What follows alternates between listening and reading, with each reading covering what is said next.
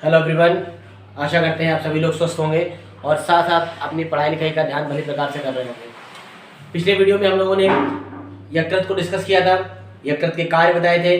और क्योंकि हम पाचन ग्रंथियां पढ़ रहे हैं और पाचन ग्रंथियां होती हैं यकृत यानी लीवर, आमाशय यानी स्टमक और अग्नाशय यानी पैनक्रियाज। तो लीवर को हम लोगों ने पिछले लेक्चर में डिस्कस कर लिया था, आमाशय को हम पहले बता चुके हैं। तो आज हम लोग पढ़ेंगे अग्न्याशय को, ठीक है ना। तो अग्न्याशय क्या है? अग्न्याशय ग्रहणी के साथ, आप ये ग्रहणी देख रहे हो ना, ग्रहणी, इसको ड्यूडनम बोलते हैं।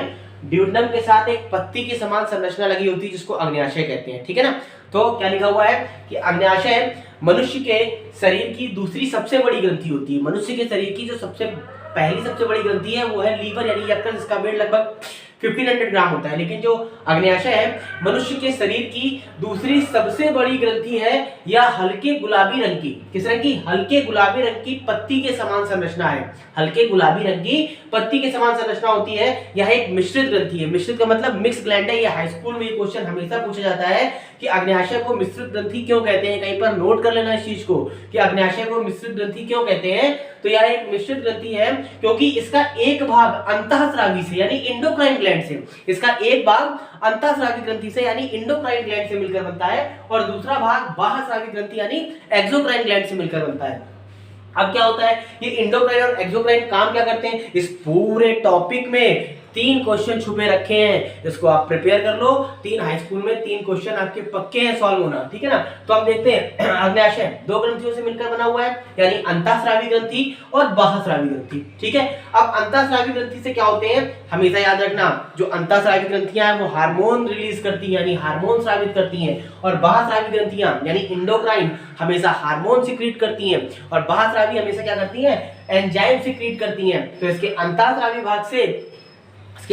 भाग से 2 हार्मोन सिक्रीट होते हैं, इंसुलिन एंड ग्लूकेगॉन। अब यहां से एक क्वेश्चन बनता है कि इंसुलिन किस कोशिका से स्रावित होता है? तो मेरे बेटे इंसुलिन बीटा कोशिका से स्रावित होता है। किससे स्रावित होता है? बीटा कोशिका से। और ग्लूकेगॉन किससे स्रावित होता है? तो ग्लूकेगॉन अल्फा कोशिका से स्रावित होता है। ध्यान रखना इस चीज को।